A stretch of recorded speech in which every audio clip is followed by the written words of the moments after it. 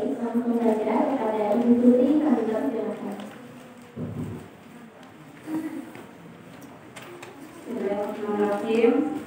Assalamualaikum warahmatullahi wabarakatuh.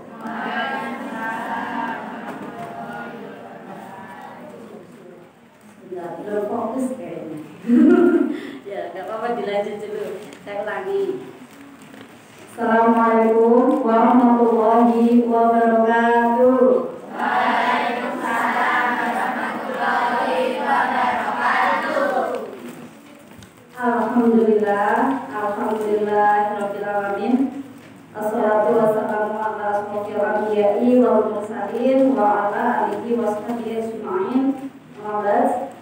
Syukur alhamdulillah Allah kasih kesempatan pada maghrib ini kita semua masih dikasih kesehatan, waktu, tempat, lokasi yang aman, nyaman, bisa berkumpul sama-sama bermenimba ilmu. Mari sama-sama kita mengucap alhamdulillah. Alhamdulillahirabbil alamin. Salawat serta salam senantiasa tercurah kehadiran Nabi besar Muhammad sallallahu alaihi wasallam. Semoga kelak di yaumil akhir kita mendapat syafaatnya dan kita bisa masuk ke pintu surga, berada di barisan kaumnya, umatnya Nabi Muhammad. Amin, amin, amin. Baik, perkenalan dulu. Mungkin kalau di sini saya kurang begitu mengenal. Saya masuk ke sini baru ini. Mungkin kalau teman-teman berapa udah ada yang kenal saya. Kalau dulu di sini saya ada teman itu entah di sini atau enggak rumahnya saya nggak tahu. Mas Munawir sama Mas Fahid. Ya, saya kenalin Mas Munawir, terus Mbak Siti Maimunah. Itu teman TPA. Tapi malah ya saya nggak ketemu Mbak Siti Maimunah. Tadi saya berharap siapa tahu ada yang saya kenal di sini. Sekilas info, saya ini hanya sekadar aktivis TPA saja, teman-teman, ibu-ibu, Mbak Uti. Saya kebetulan bukan kelahiran dari sini, jadi nanti mohon maaf kalau nanti saya ngomongnya agak kecepatan dan bahasa saya kurang bisa untuk bahasa Jawa. Saya mohon maaf karena ini sudah bawaan akhirnya kayak begini. Tapi sedikit banyaknya saya akan berusaha menyampaikan yang bisa saya sampaikan dengan baik. Tema hari ini adalah berakhlak di era milenial. Nah, ya, makasih. Sebanyak komplit. Makasih banyak Mbak Gusti. Makasih Bu Gusti.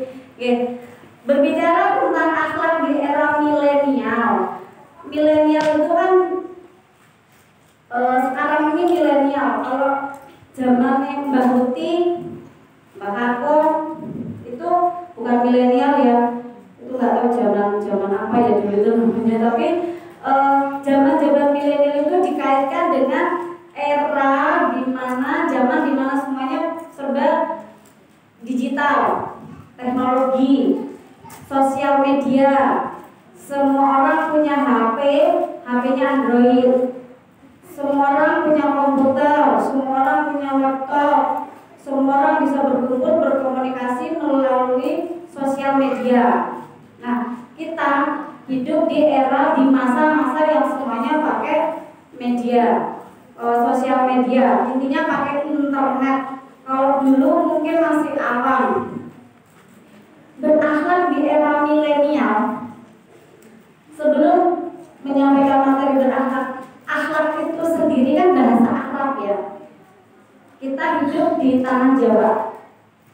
Apa itu sebenarnya akhlak? Arti dari akhlak itu kita paham apa belum? Jangan-jangan selama ini kita ngomong akhlakul karimah. Artinya apa itu nggak ngerti. Coba siapa paham? Apa itu akhlak? Bahasa Indonesia ini apa sih? Kalau di pelajaran itu apa?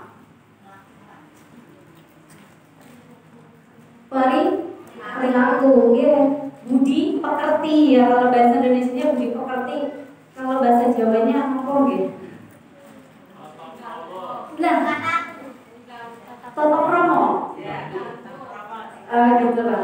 Ya, tata krama, tata krama, sopan santun. Akhlak perilaku itu ada akhlakul karimah sama akhlakul ada yang qobihah. Akhlak baik sama akhlak yang tidak baik. Nah, berbicara akhlak di era milenial ini, saya jadi teringatnya gini Bapak Ibu, Mbak Tuti, semuanya, adik-adik semuanya. Kita dari dulu sampai sekarang sebetulnya mau di era manapun kita sedang terserang namanya perang pemikiran, ghazul fikr, perang pemikiran, di mana orang-orang Barat, Eropa, atau lebih kita kenal orang-orang Yahudi berusaha merusak akhlak, merusak budi pekerti orang Jawa, orang Indonesia, orang Sunda, orang suku manapun berusaha dirusak supaya mengikuti ke arah kebebasan. Akhlak yang ditanamkan Yahudi adalah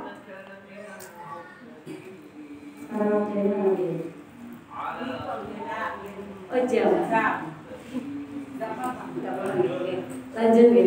Baik, saya kembali ke yang namanya ghazul fikr, di mana orang Yahudi sedang tidak suka dengan umat Islam yang bangkit dengan akhlakul karimah yang dibawa oleh Nabi Muhammad, berusaha untuk dihancurkan.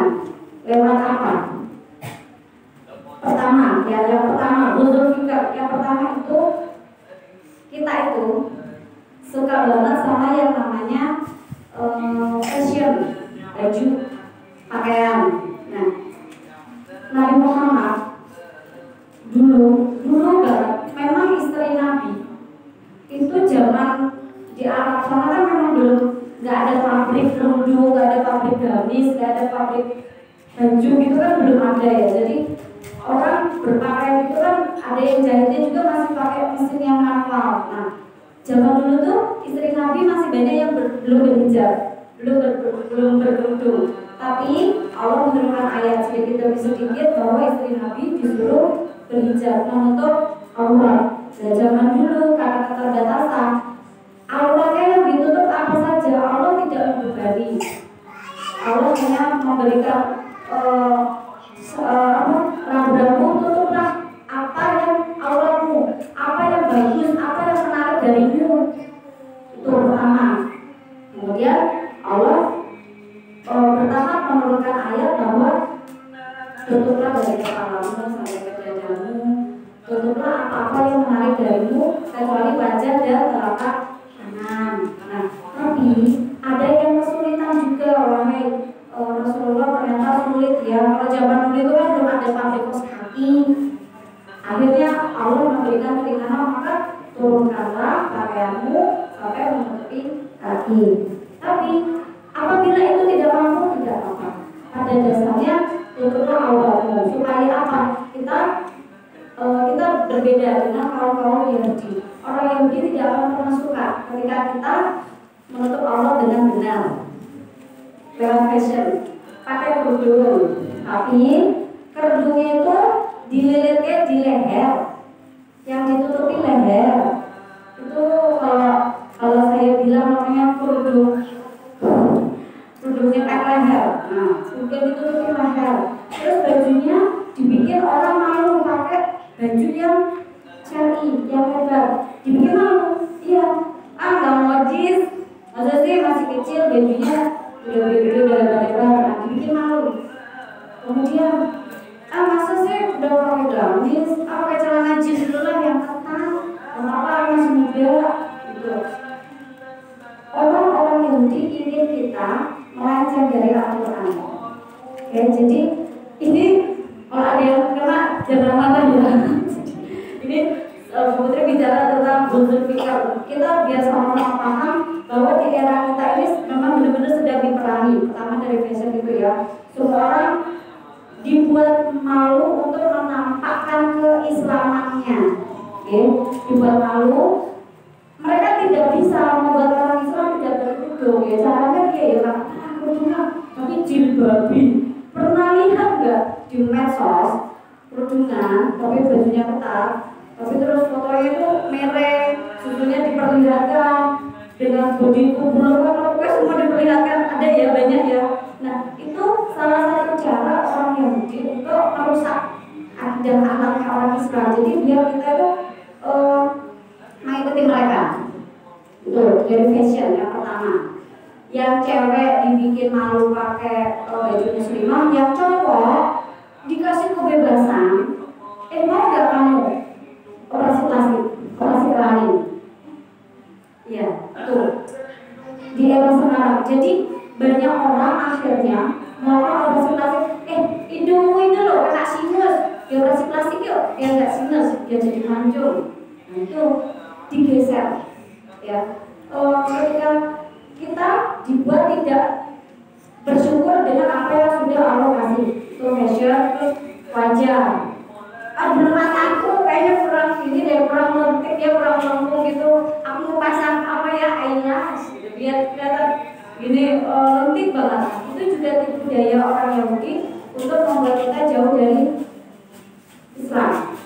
Yang kedua dari makanan. Untuk kita perang pemikirannya gini. Makanan kita disuguhkan dengan perang makanan dari ala-ala Korea, ala-ala luar negeri lah, junk food.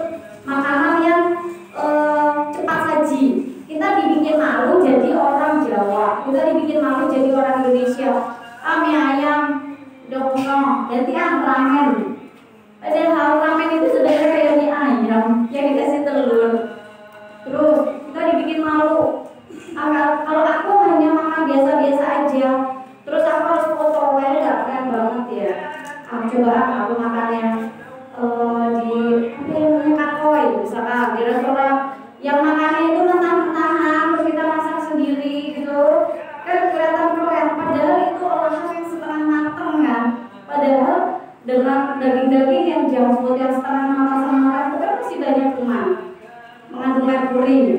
Nah itu kalau kemakan kita mengurangi daya imunitas tubuh kita. Habis itu apa? Orang Islam jadi lemah, mudah sekali terserang virus penyakit. Nah kita mudah untuk dibantai pelan-pelan. Fashion, kemudian dari makanan. Yang ketiga nih sekarang, kita bicara tentang pikiran. Ini perang pemikiran sebenarnya begini. Datang ke pengajian, orang akan bilang, ngapain capek-capek ke pengajian? Kenapa sih nggak lihat di YouTube aja? Udah, pengajian itu kuno, gak usah lah pengajian, dan YouTube aja banyak. Nah itu kita dibikin sesat, karena belajar tanpa guru itu kita bisa sesat. Ya, saya tidak bilang YouTube itu tidak baik, tidak. Tapi ketika kita belajar menuntut ilmu itu kita harus ada guru, karena kita punya keterbatasan akal. Kalau cuma nonton di YouTube terus kalau nggak paham kita nanyanya gimana? Kalau misalkan pas nonton YouTube ada ayat yang dipotong, celakalah orang yang sholat, ayat-ayat dipotong. Kita hanya nonton dari YouTube. Setelah nonton kita udah nggak sholat. Nah tadi saya nonton pengajian gitu bunyinya, celakalah orang yang sholat. Kadang ada hal-hal yang memang disembunyikan yang supaya orang Islam ini tidak tahu. Pintarnya orang Yahudi, pintarnya merusak Islam itu tidak dengan cara melarang, tapi dikasih yang enak, dibujuk. Nah itu kita dikasih kebebasan YouTube, kita bisa tonton apapun di YouTube, di Google kita bisa cari apapun di Google tanpa batas. Tapi hati-hati, ada sesuatu yang tetap disembunyikan yang tidak ingin mereka tampilkan agar orang Islam itu tidak bisa berkembang. Nonton film. Pemikiran kita begini. Sekarang kalau hanya nonton TV udah enggak nontonnya di YouTube aja lah. Harus berbayar. Padahal kita nggak punya kemampuan. Kita dibikin ketergantungan oleh internet. Aku lebih suka di YouTube belajar. Aku lebih suka di YouTube. Udah harus baca buku. Nah kita dijauhi. Ya supaya kita tuh dibikin bodoh sebetulnya. Kalau kita baca buku radiasi masuk ke mata kita akan paham. Kalau kita menulis, akan ada yang masuk ke dalam otak. Tapi kalau kita hanya bacanya di YouTube, bacanya di Google, kita baca di laptop, itu ada radiasi masuk, dan itu akan susah masuk ke dalam otak.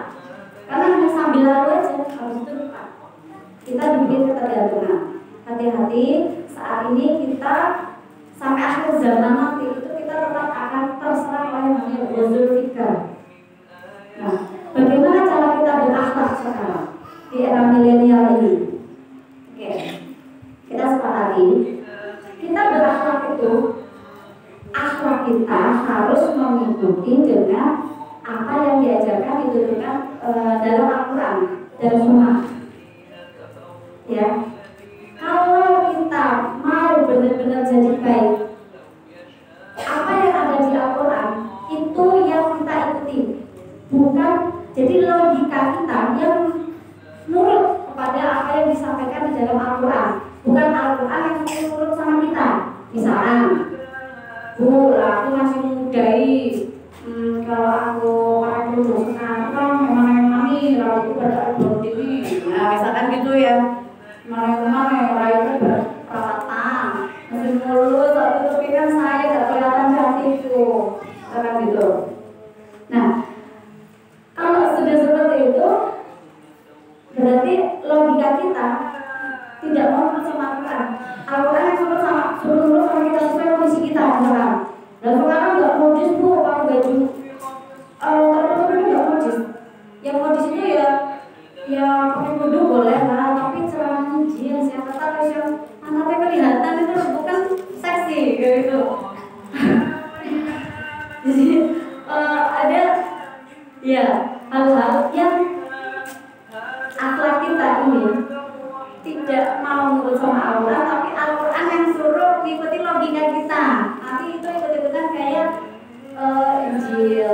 Ketika Injil itu direvisi sama umatnya, Injil itu diedit sama umatnya, suruh ikuti zaman. Nah, ini Injil zaman dulu nggak ada yang kita ganti, direvisi. Hati-hati ya, kalau pikiran kita, logika kita tidak nurut sama Al-Quran, Al-Quran suruh nurut sama kita, nanti rusak. Nah, gimana caranya kita bisa nurut? Pertama, yuk kita kembali ke fitrah kita dulu sebagai seorang. Pertama, yang hadir di sini kan kita banyaknya berubah ya. Fitrah kita adalah seorang manusia. Manusia itu dilahirkan dari tidak pakai apa-apa, dan nanti kembali pulang pun akan tidak pakai apa-apa. Allah kasih kita Al-Quran, kasih kita Nabi, kasih kita hadis. Itu untuk apa sih? Apakah hanya untuk nakut-nakutin beko mati nih orang mulut nanti masuk neraka? Tidak, itu tuntunan. Jadi kita dituntun nih, diturunkan Nabi yang wajib diketahui kan 25. Salah satunya Nabi Muhammad. Nabi Muhammad diturunkan untuk penyempurna.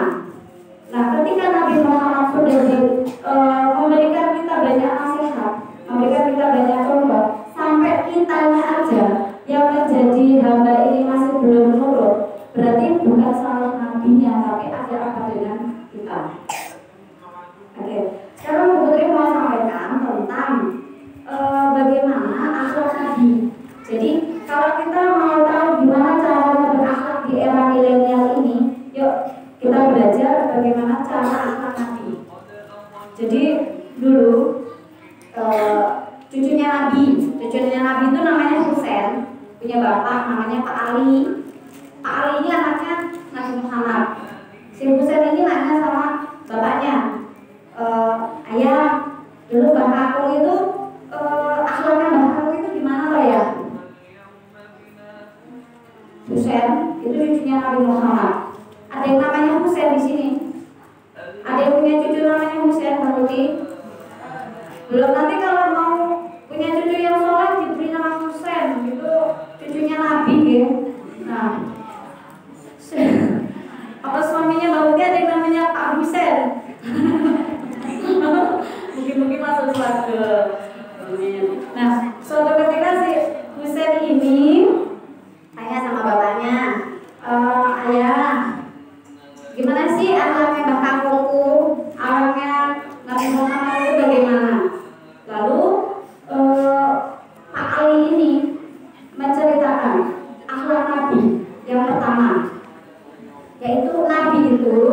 punya kebiasaan daimah bisri. Daimah bisri. Itu bahasa kerennya, bahasa Arabnya daimah bisri. Bahasa Jawanya itu senang bikin hati orang lain senang. Senang bikin hati orang lain senang. Mas Fahri nanti bisa translate ya bahasa Jawanya gimana.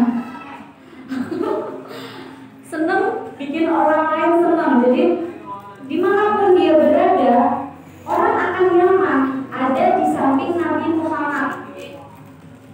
Dimanapun bertemu dengan siapapun, Nabi Muhammad paling senang bikin hati orang lain senang. Sampai-sampai kalau berpisah dengan Nabi, orang-orang itu, sahabat-sahabat itu pengennya cepet-cepet ketemu lagi gitu. Udah kangen aja, kayaknya nyaman aja pada masuk Isya ya. Gitu. Sampun lanjut ya Mas ya. Gen sampun, ini kita pending dulu. Mari kita dengarkan azan Isya. Nanti setelah Isya bisa dilanjut lagi. Oke.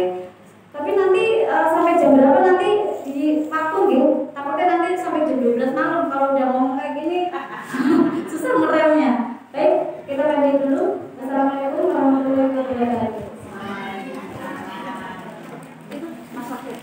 Oke. Biar azan dulu nanti lanjutnya biar enak.